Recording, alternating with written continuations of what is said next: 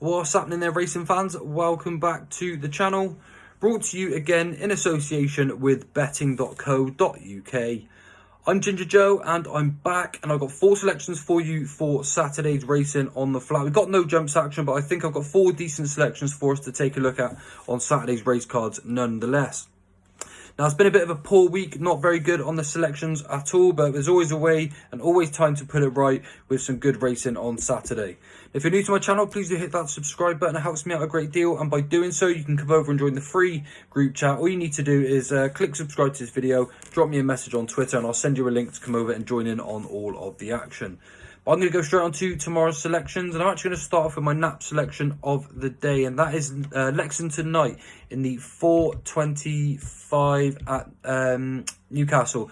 He is the current 5-2 favourite, but I think he's really good value for it over 1.5 miles. He's a very consistent sort, and we get very consistent repeat efforts out of Lexington Knight.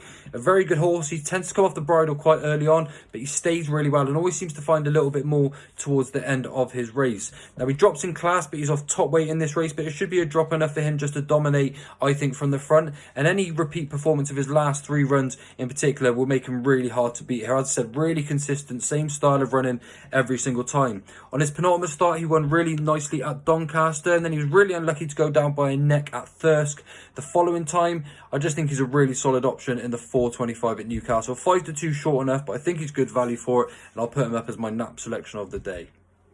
Then if we take a look at the 3:07 at Chester, we've got a 6 furlong handicap here. And I like Roman Dragon at 3-1 for the Hugo Palmer team. They do really well here at their local track. And Roman Dragon looks like a horse coming right back to form this time out as well. He's been pretty decent over course and distance in the past, and last time out he was a close fast finishing 4th behind a couple of runners who had a better run at the later stages of that race. He's got a much better draw this time as well. He comes out of stall 1, so he shouldn't have a problem with a sharp bend, and I think he's going to be really hard to beat. He looks like he's primed for a big run and shouldn't be too far away come the finish.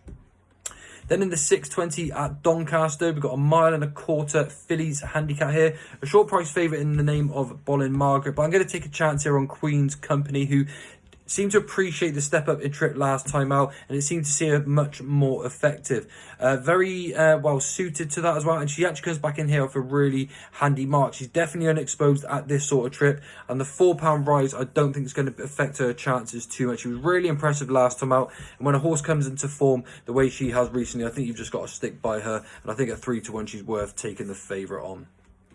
My 4th selection of the day comes in the 6:05 at Lingfield. We've got a pretty decent handicap here, some relatively nice horses as well, but I'm going to side with Zebra Star here for Amy Murphy. I really like the way Amy Murphy's been training her horses, and I think she's got a pretty decent horse on her hands here in Zebra Star. Really eye-catching last time out, still unexposed as well at this sort of company over this sort of trip as well, and she was actually a really fast finisher last time out, and I think if she was given a bit more of a positive ride, then we may have actually seen a win that day last time out.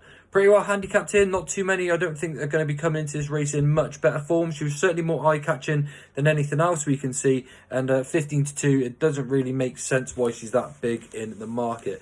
I actually thought she was going to be fighting for favouritism this one. She's a Gregorian filly as well, so seemingly on the upgrade, and probably going to continue as well with a little bit more experience. So looks like plenty of value at 15-2, and Zebra Star will be my 4th selection of the day. Now I'll do just a quick look at the Northumberland plate for you. I have narrowed it down to my top 3. As an each way selection, I think Good Show's got a really good chance here. One that's on the up and particularly well handicapped at the moment. Has plenty of stamina in his pedigree as well. Okay, it's a slight question mark of him being able to stay in this trip, but he's bred to do so. Stepping up a trip, it may even just bring out a little bit more. 28-1 to me is just a little bit tempting and got me in for the each way money. The horse I would have to finish second would be Law of the Sea. Gets away without hitting any climbing the weights from a decent run at Ascot last week.